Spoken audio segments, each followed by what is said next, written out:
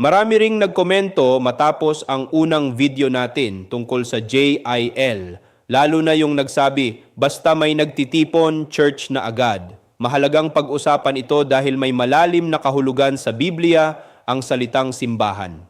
Sa bagong tipan, ang Eklesia ay hindi basta grupo lang. Ito ang mga taong tinawag ni Kristo, nagtitipon sa pananampalataya, nakikinig sa salita, at naglilingkod sa kapwa. Hindi ito social gathering, hindi meeting, at hindi simpleng pagtitipon lang. Ang simbahan ay pamayanan na pinagbubuklod ng iisang pananampalataya at misyon.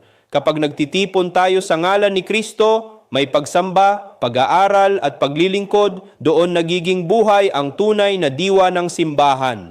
Kaya't hindi lahat ng pagtitipon ay church. Pero ang nagkakaisang bayan ng Diyos, iyon ang tunay na eklesia. Ako si Bishop Tonyo, obispong migrante sa Europa, at ito ang araling IFI. Magsamba, mag-aral, maglingkod.